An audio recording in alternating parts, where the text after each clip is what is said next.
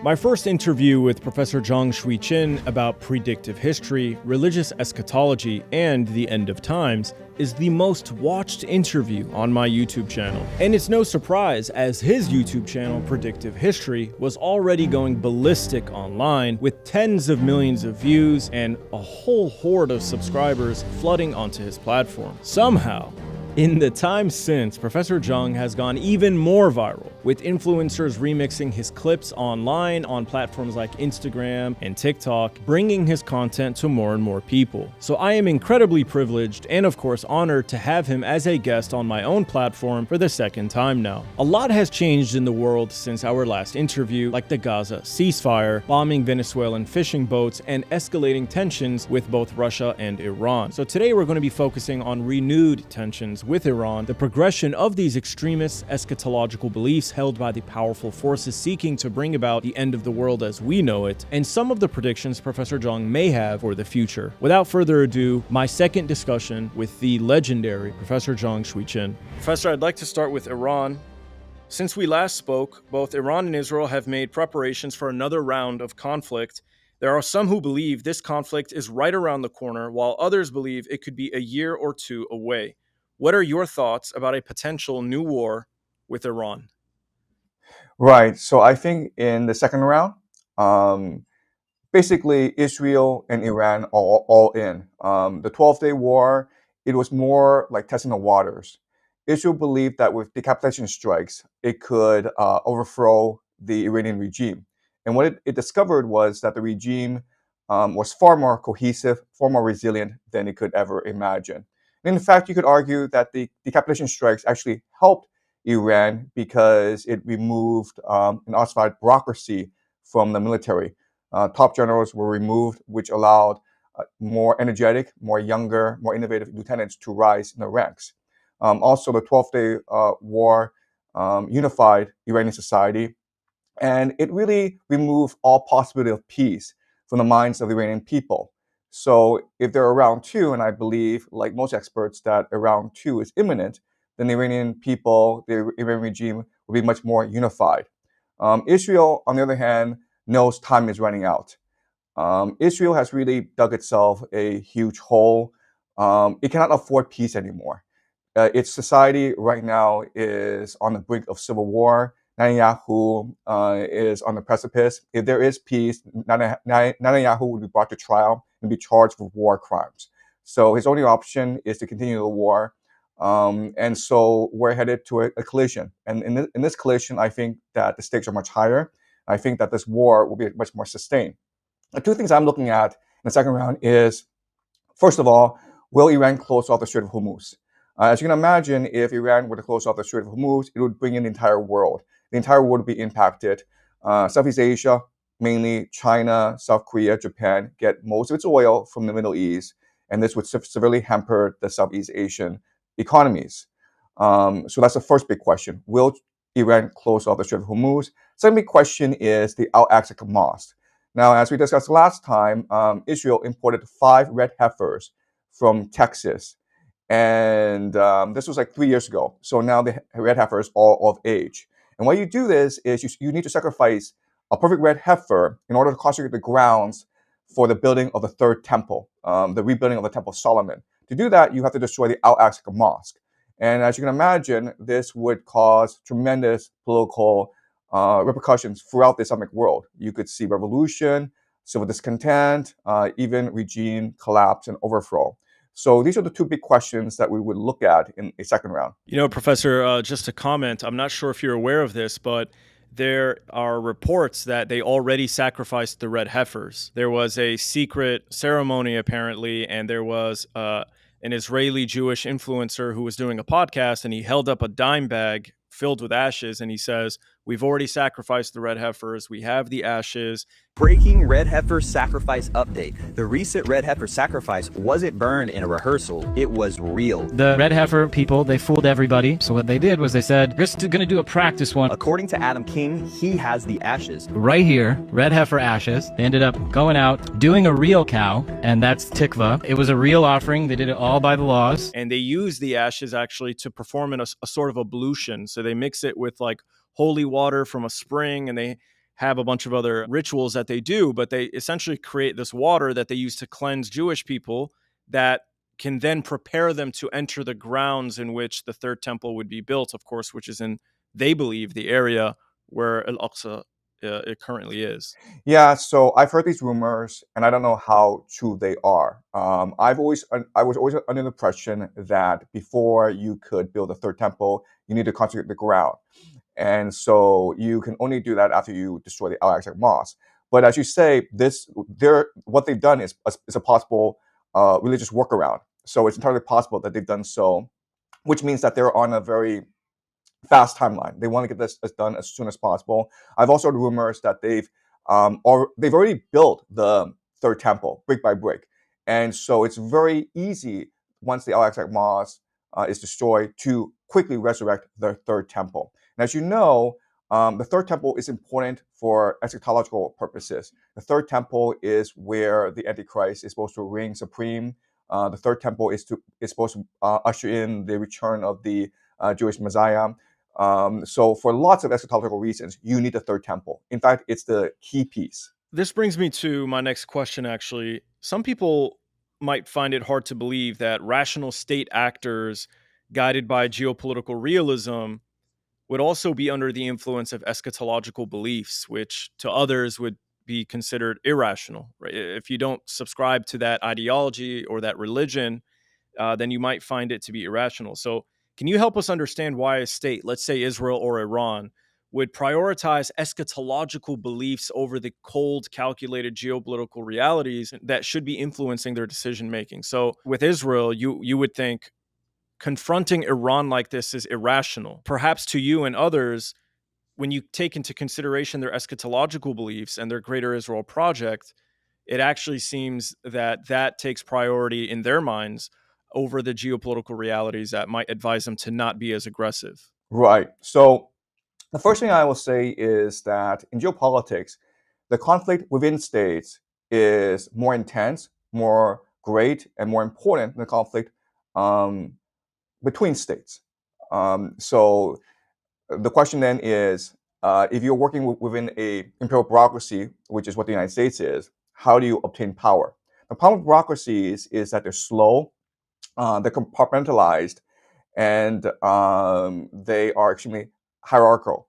So the way you manipulate or the way that you cheat in bureaucracies is by forming secret societies, because secret societies allow for secret coordination, right? So people across departments who don't really know each other, they're working off a same script, and as such, they are able to ascend the bureaucratic ladder because they are able to tell each other apart, and they just help each other. The problem then is, what is a script? A script is often eschatological, a belief in the end of the world.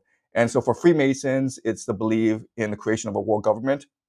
For Christian Zionists, it's the belief of the return of Jesus.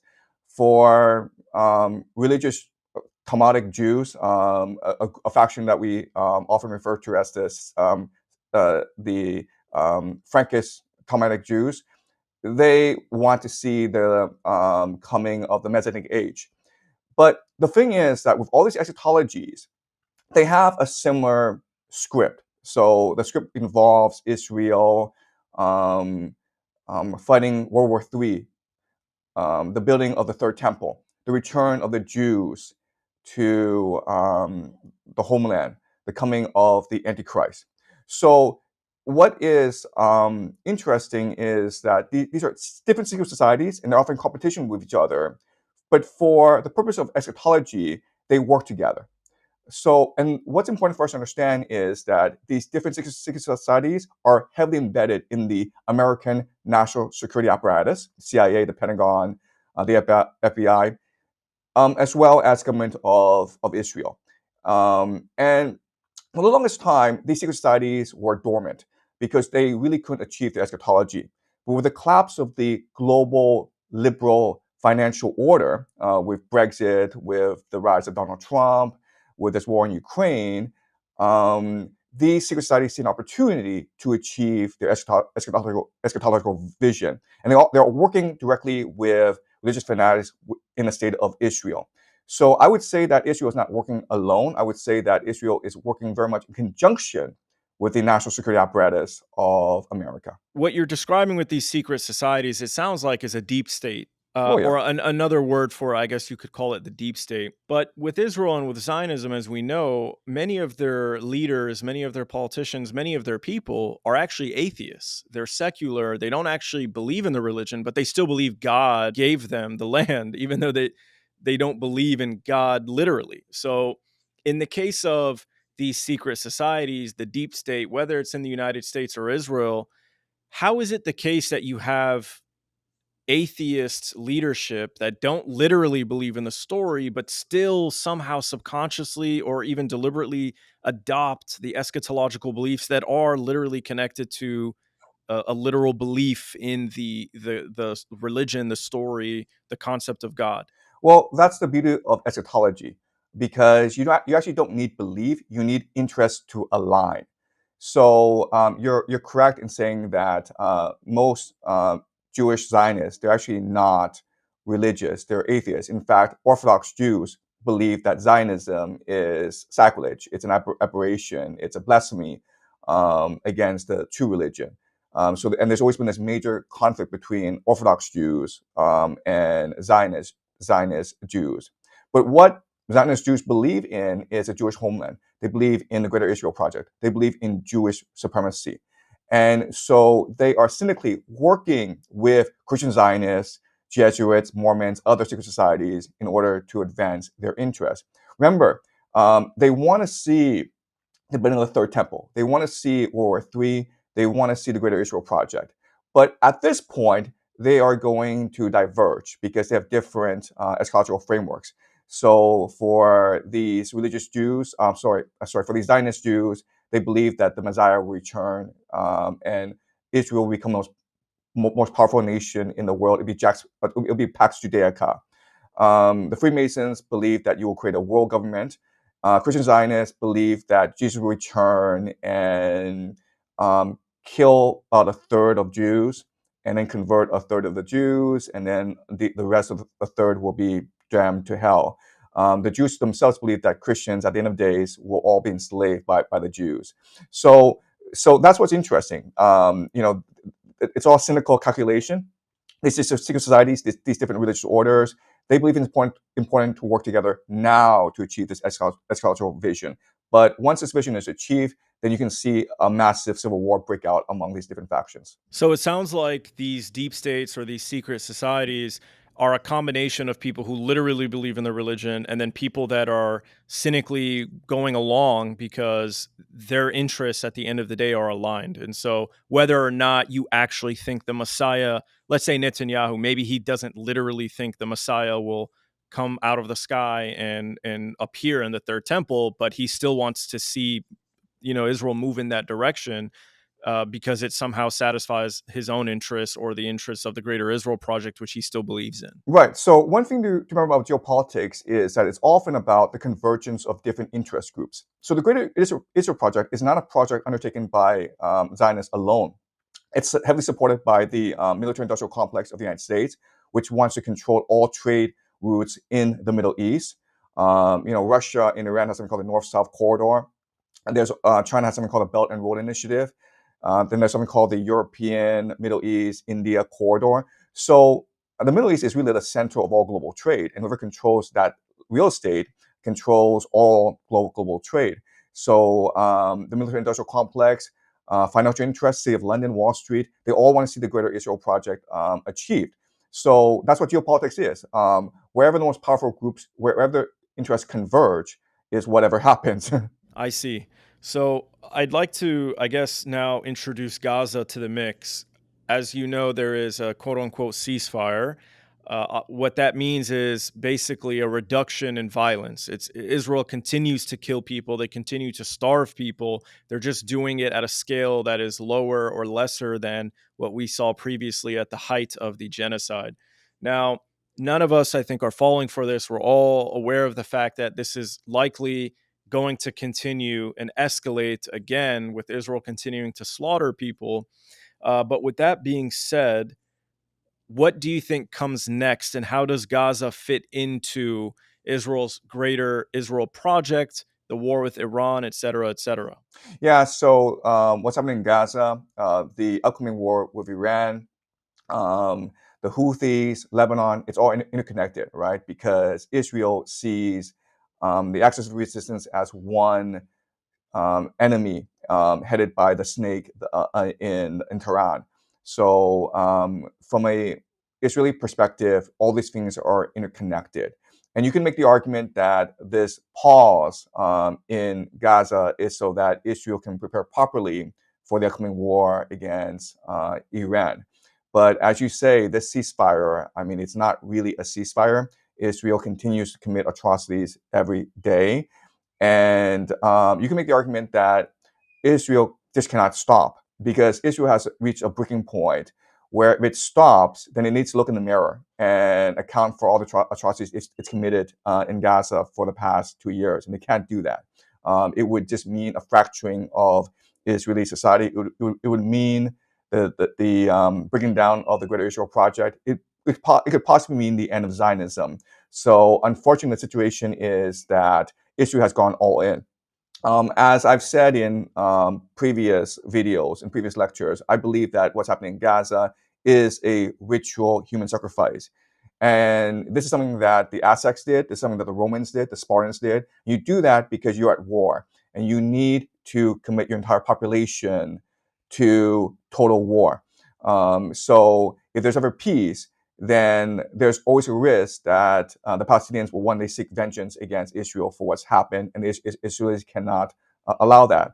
Also, what the Israelis understand is that this war in Gaza, it's made the Palestinian people more resilient, more energetic, more dynamic, more innovative. And if they allow the Palestinians time to rebuild their society, it's going to cause a lot of issues for Israel in the future. Because the Greater Israel Project cannot allow for a Palestinian state to stand. So going back to the war with Iran, Iran has made significant preparations. They're obviously making reforms when it comes to their intelligence operations, their intelligence gatherings, their counterintelligence within the country, trying to take out these Mossad cells, et cetera, et cetera. And they've apparently either repaired or improved their air defenses. There are significant amounts of support coming from both Russia and China. We know that Iran is getting around sanctions and giving much of their oil exports directly to Chinese companies offshore, and then it's brought onto the homeland. So China is helping Iran get around these sanctions. And we know that China has sold equipment to Iran. How important is Iran to China from China's perspective? Because if Israel and the US do decide to get back into this catastrophic war once and for all to finish off the regime in Iran, which, as we know, is not going to go down by protests or intelligence operations, we already saw that fail in the last 12-day war. So it would have to be a major catastrophic war. In that scenario where Iran is truly in a fight to the death, a fight for its survival, does China care enough about its relationship with Iran to potentially get involved and make sure that Iran keeps standing? Or is Iran simply part of temporary plans for China? Yeah, so unfortunately, the Chinese theory of geopolitics, it's very clear, it's very stark, and it's pretty consistent. It's been consistent for decades. China will never, ever interfere in a conflict that does not involve Chinese territory or sovereignty issues. It just does not. First of all, it doesn't really have the capacity to fight an overseas war. The People's Liberation Army, it's very much a defensive army. It's meant to defend the territorial sovereignty and integrity of China. It doesn't have a theory of geopolitics. It would be very hard to explain to Chinese why it's important to get involved in a war in Iran. The Chinese population would not stand for it. And the Chinese doesn't really even have a blue water navy. So the Chinese Navy, it's hemmed in by the three island chains of the United States. So if Chinese ships were ever to go off to the Middle East, then it would be stranded. It could be easily picked off by the American military or the Israeli Air Force. So unfortunately, China cannot involve itself in a war with Iran. But what China sees itself is maybe the last defender of the global order. And so what China would do is try to broker a peace between Iran, the United States, and Israel, even as the war is raging. So that's how China would perceive itself in a possible conflict, that it would be a mediator, that it would try to reconcile these different interests. But at the same time, it would continue to trade with both the United States and Iran in case of a conflict. So it's my understanding that much of the material, let's say the fuel, used to power the ballistic missiles come from China. I guess if China would not get involved militarily directly, would they maybe emergency airlift some of this extra material to Iran, guaranteeing that they have what they need to fight? Is that an extent maybe China's willing to go to, or are they completely hands off? Anytime the US wants to get involved militarily, they just completely back off? I think that even as the war rages, there'll always be secret negotiations going on among different parties, and I think that Beijing will be one of the facilitators of these secret negotiations. And I think that an agreement will be reached where China is allowed to provide material and weaponry to Iran, and the United States will turn a blind eye. And this is essentially what happened in Ukraine, right? NATO supplied intelligence, weaponry, special forces, targeting to the Ukrainians, and the Russians turned a blind eye. And so I think that war is a much more complicated affair than most people assume.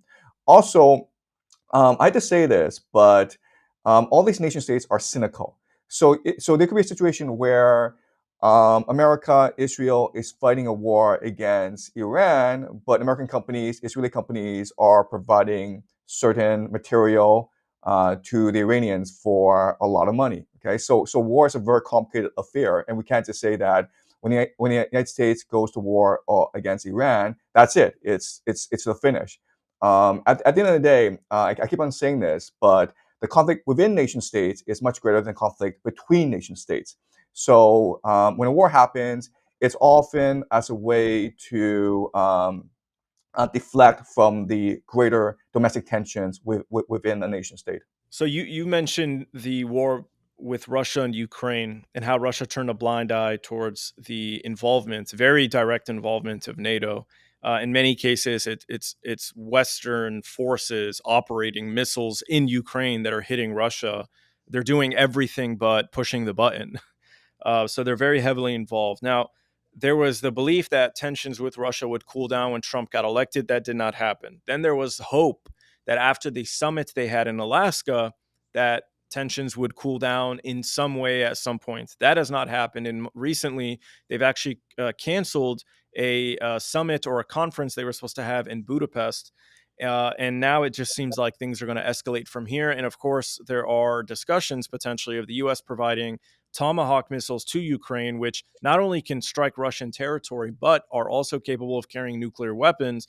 And this seems like a really difficult point to get over and could obviously escalate tensions between them. So, how does this war with Russia factor into any predictions you have of our collective future? And how does it connect to the eschatological beliefs that are driving a lot of the conflict and moving the world in a certain direction? All right, so I'm gonna make some pretty stark statements about this war in Ukraine. First of all, I believe the war is lost. The Ukraine has lost the war. If you just look at the front lines, the Russians are fighting with energy, with ferocity, with innovation, and the Ukrainians are deserting en masse. You see stories of these elderly men in the 50s and 60s being picked off the streets of Ukraine in order to fight in this unwinnable war. So I think this war is lost. That's number one. Number two is Zelensky and the Ukrainian elite cannot afford to stop fighting this war. Because if there's ever peace, then the Ukrainian people would look at all the destruction, all the losses, and there'll be a political revolution in Ukraine, and a pro-Putin regime would come into power. I think that's pretty obvious. That's number two. Number three is that NATO itself cannot afford to stop fighting this war because NATO has invested so much resources. Basically, NATO has gone all in this war in Ukraine. This is something that people don't really appreciate. They hide it from us. The headlines have always been optimistic about this war, and they fool themselves to believing that this war is winnable. And they've invested so much that if they were to ever sue for peace, if they were ever to withdraw from the war, then the losses would be catastrophic. So NATO itself cannot afford to lose this war, and that's why we're seeing all these signs of war preparation throughout Europe. Macron has told hospitals to prepare for casualties starting early next year. Same thing with Germany. Romania has started to draft a law to draft young men into war. Moldova recently had these recent elections in which a pro-European candidate won Sandu, and there's talk of Moldova becoming the third state of NATO. So I think that there's all these signs that NATO is preparing for a prolonged conflict with Russia. And the reason why is they just can't afford to stop. If they just stop this war, then there'll be massive rebellions throughout Ukraine, throughout Eastern Europe, and these regimes will no longer be viable and sustainable. And the American empire itself does not want this war to stop because it sees this war as draining valuable resources from Russia. It's bogging Russia down in Ukraine. If this war were to stop, Russia would be much more likely to help Iran.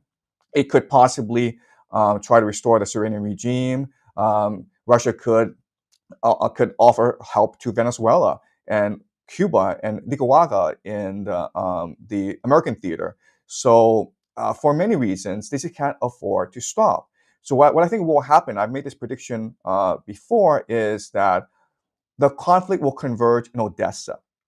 Putin and his generals have announced that they want to move towards Odessa. It will be a grind. The Russian military warfare, military doctrine, it's slow, it's deliberate, it's methodical. They want to limit as many civilian casualties as possible. But eventually, they will approach Odessa. And if Russia takes Odessa, the war is over. Ukraine is no longer a viable state, and so NATO will fight will fight Russia in Odessa. It will reinforce Odessa, and unfortunately, the saying is that America wants to fight Russia to the last Ukrainian man. It's possible now that America will fight Russia to the last European man. Well, that's a very scary thought. Is there any potential in your mind for the worst case scenario, which is a direct hot war between NATO and Russia, which every war game apparently has predicted that it always ends in a nuclear exchange?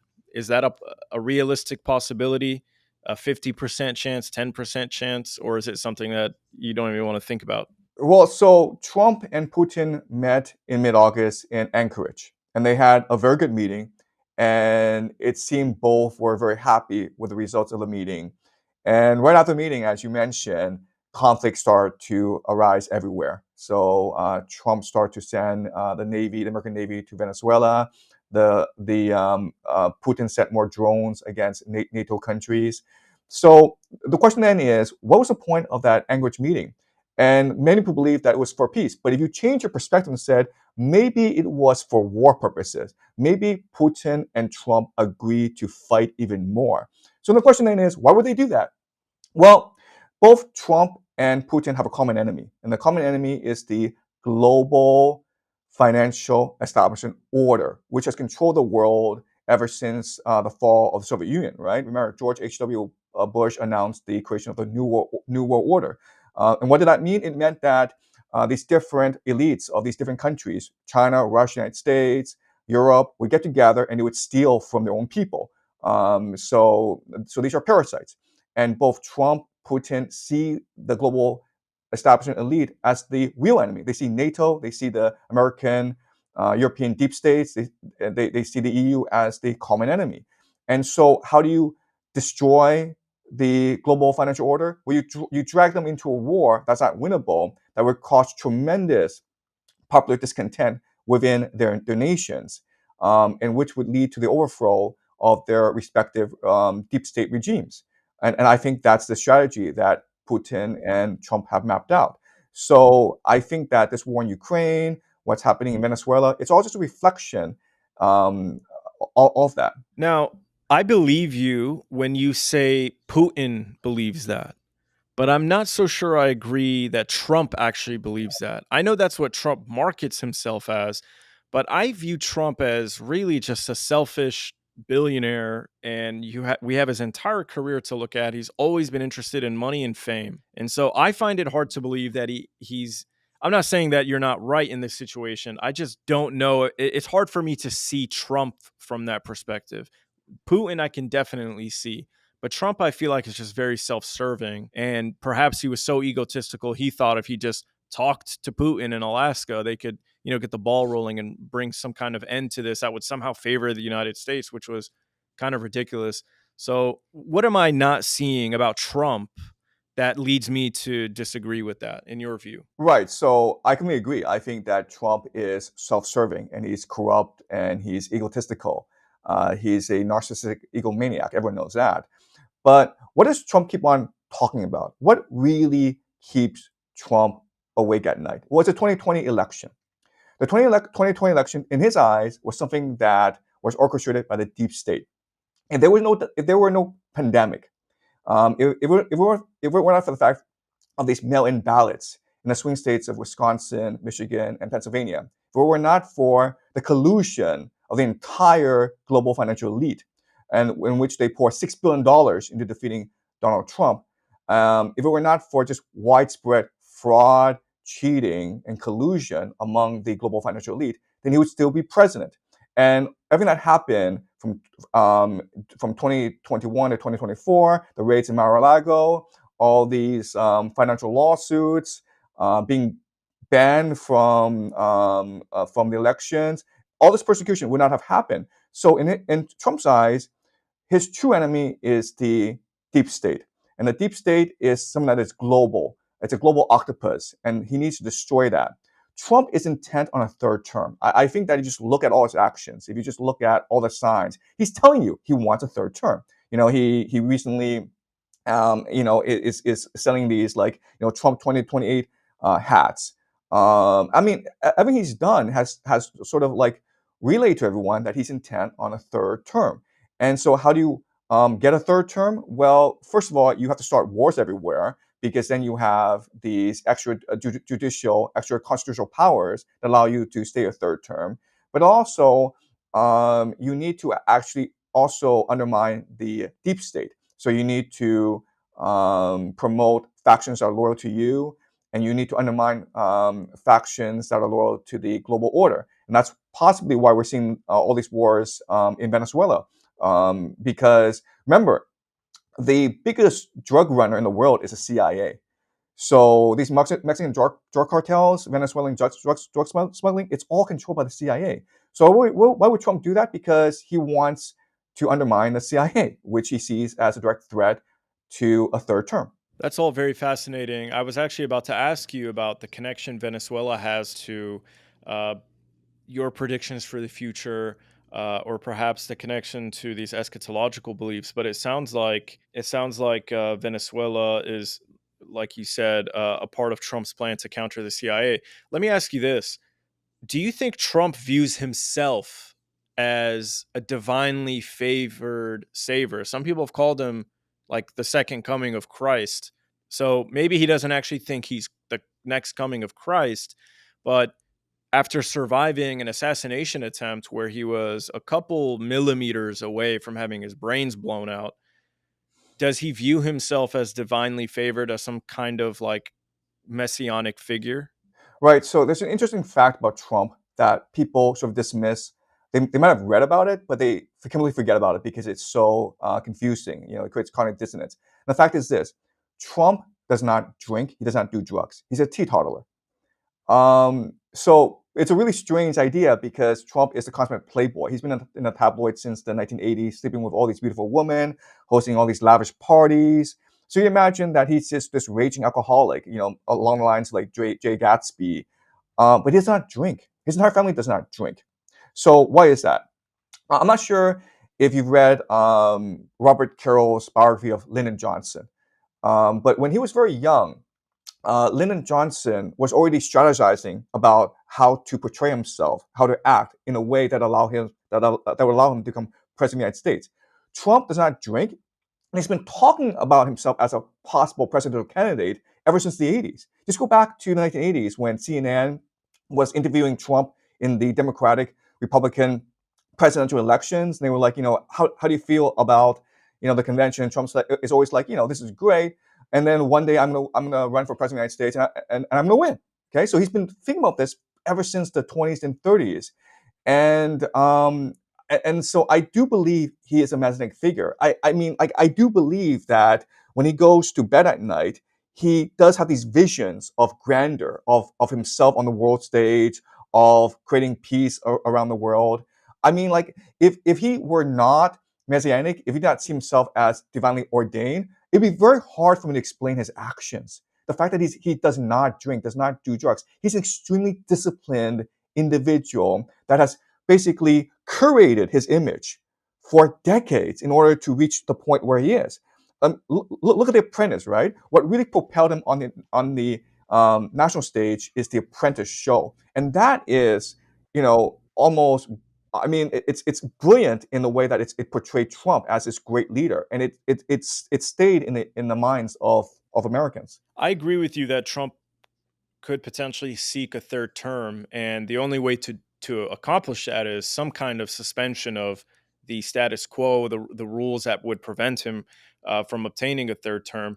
We've seen what's his name? He was his advisor, Steve Bannon. Steve Steve Bannon, yes, Bannon yes. made a very direct statement that we're already trying to see if we can amend the Constitution or do whatever we need to do in Congress in order to get him a third term. So I don't think that's outside the realm of possibilities. I think that there's some strong potential if he can remain healthy. I think about a month ago, he may have had a stroke. He disappeared for a week. And when he reappeared, he was not jumping back into like major public events very quickly. And there was a slight droop to the left side of his mouth, which suggests that he may have had a minor stroke. So if he can survive, because he's, I think, just as old as Biden, if not older, he's just No, healthier than but him mentally, I guess. but just count the number of press conferences that Trump has done, and compare that with Biden's number, right? I mean, like, he's extremely energetic. Something else I will point out is that it's very likely that within a year or two, they will instigate civil unrest in the United States. We've seen reports that Trump plans to deploy National Guard to every single state. And if you watch his surrogates talk, it's really important to watch his surrogates talk, like people like Steve Bannon, Tucker Carlson, Alex Jones. They're talking about a civil war. And what Alex Jones said in a recent interview with Tucker Carlson, it's very specific. He says that John Podesta, who is, one of the top kingmakers of the Democratic Party, they've war gamed a civil war, and so we need to prepare for that. If you just watch the dark internet, they're talking about the possibility of arresting John Podesta, of Trump arresting John Podesta, and then John Podesta has all these Antifa militia people ready in the wings to create civil unrest, in which case the National Guard will have to come in and stamp things down. So I think they're already wargaming a civil war, and that's something that we need to watch for in the next couple of years. That's a very interesting point. There are people who speculate that immigration, customs, ICE, basically, they are testing out this concept of like a secret police, just allowing people to mask themselves, not even carry badges or reveal their identification, and just kidnap people in the streets. Now, these are people who are not citizens, so they think they can get away with this legally. And that's in some cases true, in other cases it's being challenged in the courts, but it's not really about like the legal mechanics of it. It's about the actual process of having secret police driving around in vans using Israeli made technology to hack your phone, determine your exact location, listen to your phone to see if you're actually present in the room with your phone right then and there, and then surprise you and just arrest you. And they're completely masked up and you don't even know who they are. This could be the soft launching of like a Gestapo or a secret police to be used in the event of the escalation of civil unrest and a potential civil war. Look, there's a lot of signs that Trump wants to be king, right? So the arming of ICE agents and unleashing them into these democratic strongholds, that's one sign. Remember, even though ICE, their numbers have increased greatly, their budget has skyrocketed, the number of immigrants being removed from the United States is still lower than that under Obama, right? So you ask yourself, wait a minute, if ICE is so powerful and so wealthy, why aren't the numbers going up? And the answer is possibly because the intention is to create a secret police. So ICE is a factor. Then you have Project 2025, a revamping of the federal bureaucracy. You have this government shutdown, which allows Trump and his allies to radically change the makeup of the federal bureaucracy. You have all these wars raging. There are a lot of signs that Trump is intent on a third term. He's renovating the White House, a renovation that's supposed to go beyond 2028 when his term technically expires. So why is he doing all this? And he is energetic. Remember, in theory, he's retiring in 3 years, but does he look like he intends on retiring? I mean, it seems to me he wants to stay forever. And also, like, there's talk of revenge, right? So if Trump leaves office and the Democratic president comes into power, what do you think he or she's going to do to Trump? So in many ways, it's almost like Trump cannot afford to leave office. He's all in now. It's either he becomes king or he dies trying. That's a very interesting point. You mentioned how they unleashed ICE or this secret police into Democratic strongholds.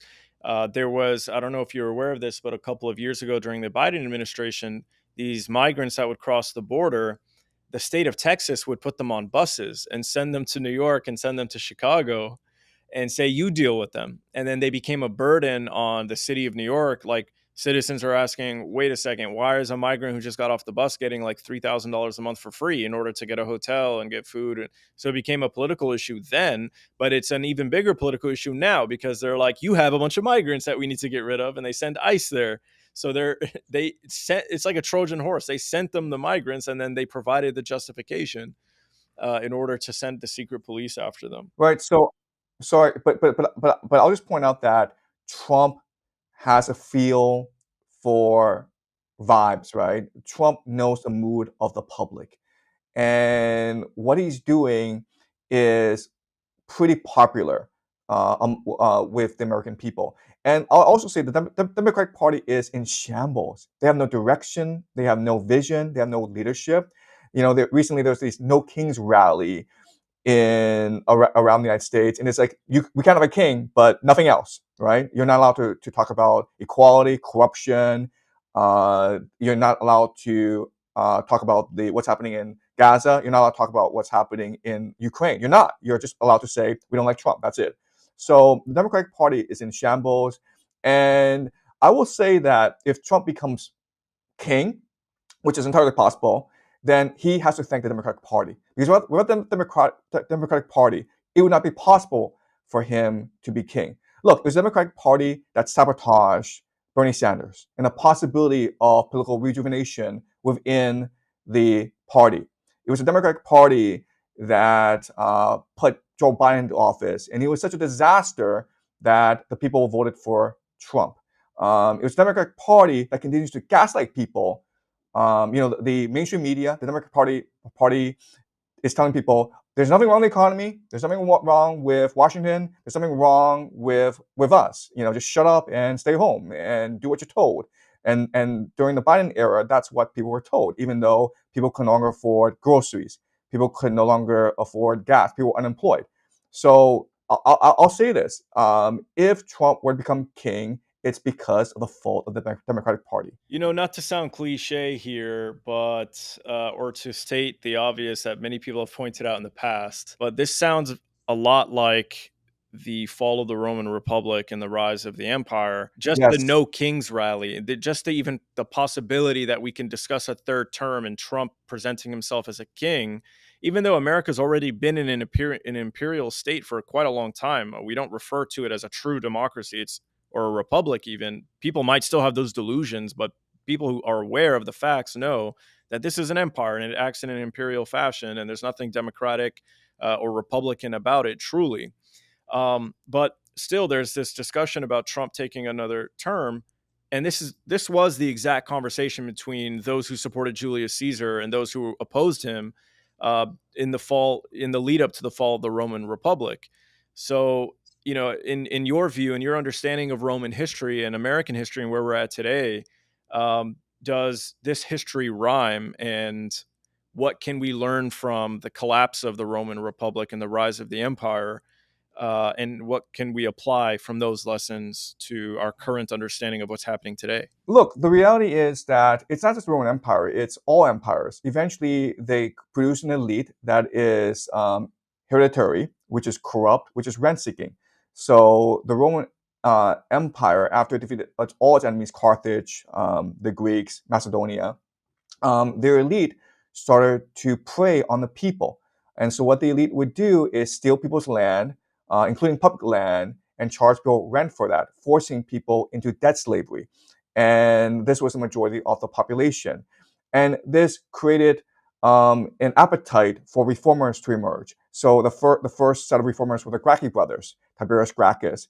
And his reform was not controversial. It was just like, let's take public land owned by the state of Rome and give it to poor people. Really common sense, because you make the economy much more productive. And because he said that, he was beaten to death by the Senate. These elderly aristocrats who were insulted that a young man could possibly propose something new. And so I think it's a very similar situation right now in the United States, where you have this gerontocracy, these people in their 80s who live in their own bubble, who have absolutely no concern for the plight of the ordinary American, and who is completely divorced from reality. And and and this creates the environment for someone like Trump to arise. So before Julius Caesar, there were the Gracchus brothers, and there was Sulla. So, and then after Julius Caesar, there was Augustus Caesar. So as long as you don't address the fundamental issue, where America right now is being ruled by this corrupt, out of touch gerontocracy, then you will always have issues like this. If Trump goes away, then there'll be someone else to take his mantle, maybe Tucker Carlson, right?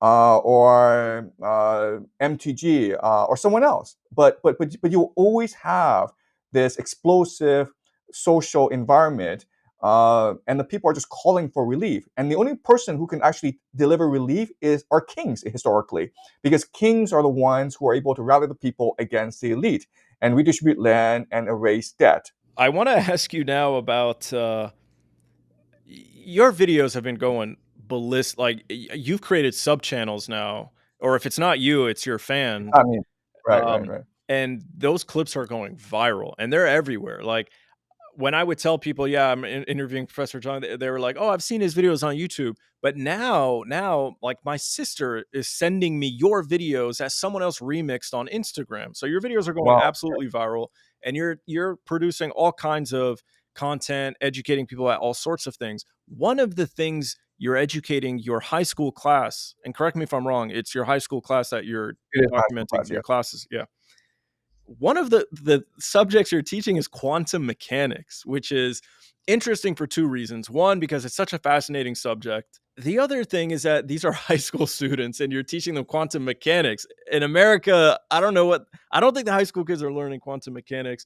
I definitely didn't learn that when I was in high school. But anyway, I want to ask you why you decided to teach quantum mechanics to your students and to your followers online, and how quantum mechanics fits into your worldview and this concept of predictive history, and how it might fit into the warnings you're trying to preach to your followers, essentially about this very dire situation we're in that we can perceive as the end of times. So I think that we are where we are because we've abandoned the spiritual side of our identity and embraced the materialistic. So all we care about nowadays is money, sex, power. Our entire societies all revolve around these three things. And so what I'm trying to get my students to do is reimagine who they can be and reimagine what society can be. And so I'm trying to get them to explore intellectually who we are. And to do that, I need to get them to think about the fundamental nature of reality. So I discuss quantum mechanics, but also discuss Kant and Hegel philosophy. And I want to show them that there's widespread agreement among different disciplines about the nature of reality. So quantum mechanics say that nature is unknowable because particles and waves can coexist together until it's observed. And so this is what we call the collapse of the wave function. And this is something that Kant told us. Kant says that we can never know the objective reality because we are participants in reality, and so we create our own reality. And by showing how philosophy and quantum mechanics converge and agree, then that plants a seed in my students and lets them understand that maybe at a fundamental level, reality is not what we think it is. Maybe reality is not material. Maybe it's energetic. Maybe it's informational. Maybe it's vibrational. So for high school students, I'm just trying to implant questions. I'm just trying to shift slightly with nuance and subtlety how they perceive the world. Because the reality is that materialism, the idea of materialism is so embedded into our everyday lives, right? So think of the theory of evolution. You'd be called crazy if you ever question the theory of evolution, even though actually if you study the theory of evolution, there are lots of questions that would arise from Darwin's explanations. So that's what I'm trying to do. I'm trying to provoke a civilizational discourse on what it means to be human and where we could be going. And I think that we need to reconcile the fact that we are spiritual beings living in a material world. In our last discussion, you told me that you wanted to prepare people or your followers, your students, and to help them reimagine what a new world can look like. That the world is not like literally ending, that it's going to, collapse in some big fireball, but actually it's, society and civilization as we know it is transitioning to something new, and we get to be part of that process and build what comes next. Does that fit into what you're telling me now about quantum mechanics by planting the seed and allowing people to think more creatively about their identity, reality itself, and participating in that in a more constructive manner? Yeah. So, I mean, the basic principle of quantum mechanics is reality is what we imagine it to be. It's only when we participate in reality, when we observe reality, that it becomes true to us.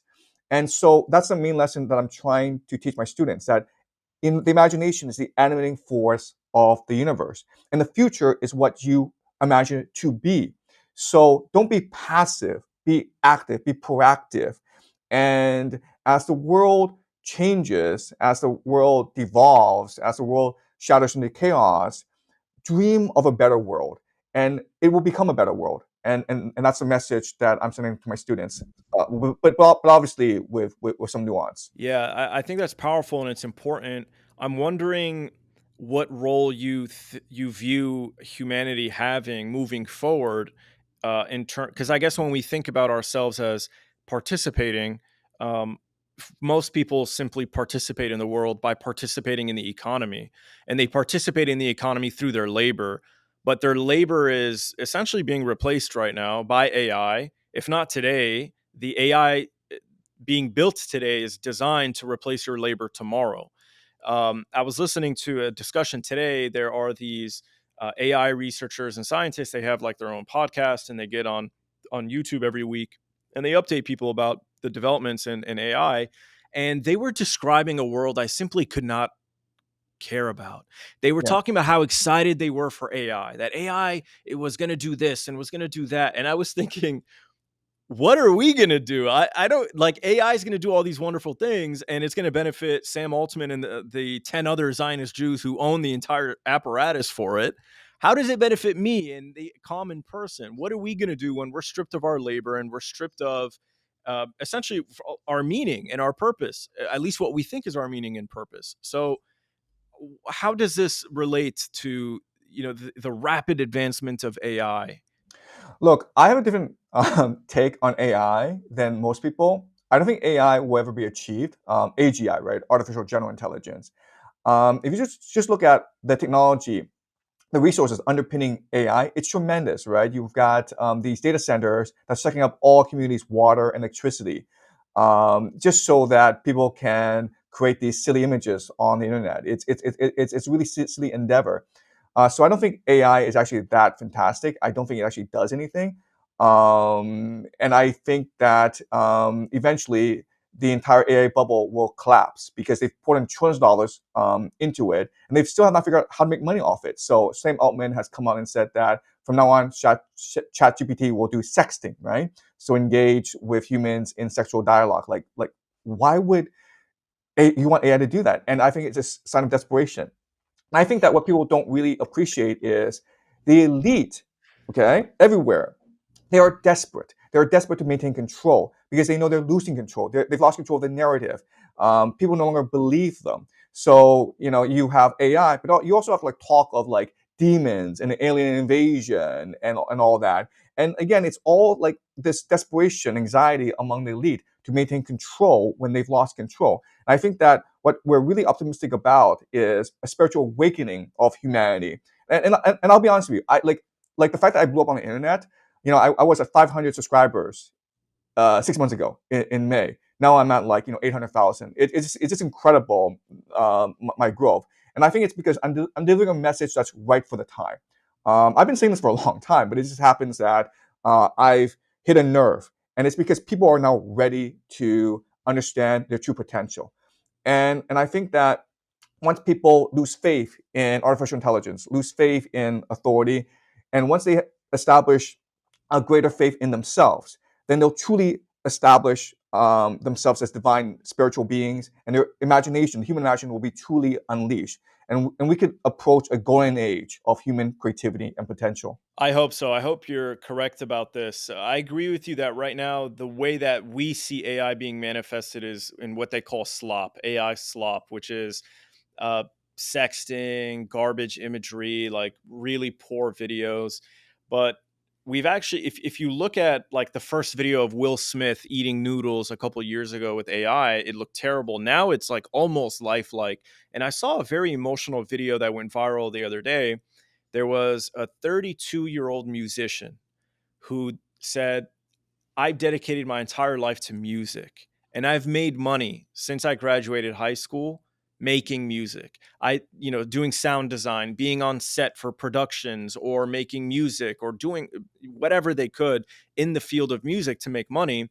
And they said in the last 2 years, little by little, it's gotten to the point where now there is nothing I can do and there's nothing I'm willing to do, because now people will tell me, can you do this specific thing for me with a musical instrument? And they say, no. Why would I do that for you? AI can do it faster and cheaper for you, and no one else wants. And I chose this. Uh, I pursued this career because I'm passionate about music and I wanted to make money, but I do have a love for it, and now that love has been stripped from me. And I think back to like 2014, where these academics were first talking about automation. Not first, obviously, they've been talking about it for a long time, but there was a famous interview where this Japanese American physicist talked about automation and said, this will be a wonderful thing, that when AI and automation comes, it'll free up human beings to stop flipping burgers and start doing creative things. But the first thing AI has replaced is creativity and music. And while it could be nothing, and I hope you're right that it's nothing, scientists and these researchers are telling us in ways that you can't really understand unless you're one of them and you can understand their nerdy language. But they're basically telling you that AI is doing things that are unimaginable. And it's only a matter of time before it actually starts producing the changes that we find are actually revolutionary and destabilizing to society. So, long-winded explanation. I know. I apologize for that. I hope you're right, but my mind is not made up on which direction AI is going in. Right. You're right. It could collapse, but it also could usher in like a techno feudal slave era, and I'm not excited about that. So I hope you're right. Right. So let me just respond quickly to your concerns. So I think the problem is that for the past 20 years, with the rise of capitalism, global capitalism, we've been brainwashed to believe that we are just commodities, that our only value is to produce labor for the free market, and the free market will judge our value. And that's a problem because throughout most of human history, we were all spiritual beings in community with each other. So when we produce music, it is to cause delight amongst people in our community. It was not to sell our music, our labor, or commodity to the free market. And so I think that with the collapse of mass society, which we will see in the next 50 years, then humans will return to their origins as these spiritual entities, very much concerned with bringing value and art to their communities. So as long as we focus on using our music to make each other more fulfilled, then we always create value. But if it's really about creating music so it can be commodified and sold in the free market, then AI can easily replace us. Interesting. So you're saying even if that's true, even if AI will replace us, for us to adapt as human beings, we need to reinterpret the motivations we have for the things that we do. Look, the reality is this. The reality is that the elite and the proxy AI, it's a parasite on mass society. As long as there's billions of people around, then AI is possible. But if there is a major geophysical event, which is what a lot of people expect, maybe a magnetic pole shift, maybe a mini ice age, and the population decreases, then AI is no longer sustainable. I mean, where would you get the funding, the resources to build all these massive data centers that have to be maintained throughout the year? Like AI would no longer be viable. Professor Jiang, thank you so much for taking the time today. This was unexpected. I wasn't sure if you wanted to do another interview given how busy you are, so I appreciate your time. I'm very thankful for it, and I know that my audience will be as well. So No, it's always a pleasure to talk with you. You ask great questions. I always enjoy our conversations. So thank you.